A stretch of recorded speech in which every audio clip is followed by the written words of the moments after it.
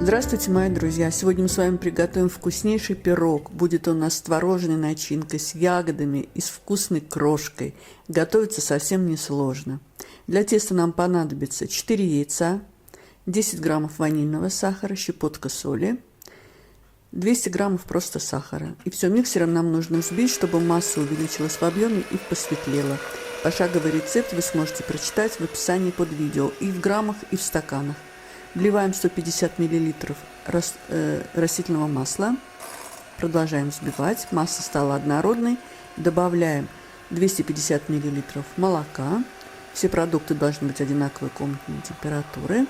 Все перемешиваем. Это жидкие компоненты. Сухие компоненты. 350 граммов мука, 10 граммов разрыхлителя. Все это мы просеиваем в миску к жидким компонентам. И перемешиваем миксером.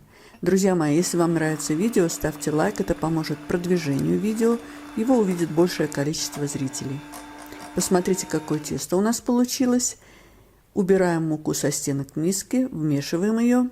Посмотрите, какое тесто, оно достаточно жидкое. Форма у меня 30 на 20 сантиметров, разъемная. Дно я выстелила пекарской бумагой, бока смазала сливочным маслом. Выкладываем тесто, разравниваем. И теперь готовим творожную начинку. У меня сливочный сыр, можно взять творожный сыр, 200-250 граммов. 30 граммов сахарная пудра, 15 граммов крахмал кукурузный и 1 яйцо и сок половинки лимона. Это наша творожная начинка. Наверх теста я выкладываю 200 грамм ягод, у меня 100 грамм клубника свежая, я ее порезала на небольшие кусочки, и 100 граммов черная смородина, она у меня замороженная, я ее не размораживала. Распределяем все равномерно и теперь выкладываем нашу творожную начинку. Можно взять творог просто, но тогда его нужно будет протереть через сито или погружным блендером. Теперь готовим крошку. 150 граммов мука, 50 граммов сахарная пудра. Все перемешиваем. Добавляем 60 граммов мягкого сливочного масла комнатной температуры и руками все перетираем в крошку.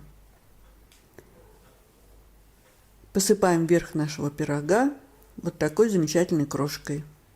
Посмотрите, как все симпатично начинает получаться. Духовка у меня заранее разогрета на 180 градусов, режим вверх-вниз. Будем печь пирог до румяности. Час 10. В моей духовке пирог пекся час 10. Проверяем готовность на сухую зубочистку. Даем пирогу полностью остыть в форме. После чего убираем форму, убираем пекарскую бумагу, выкладываем на блюдо. И сейчас мы пирог разрежем и будем пробовать. Режется он прекрасно, он мягчайший. Ну, посмотрим, что у нас получилось в разрезе. Посмотрите, посмотрите, какой красивый кусочек.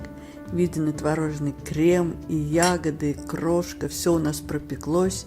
Друзья мои, это очень вкусно. Приготовьте. Тем более вы видели, это совсем не сложно.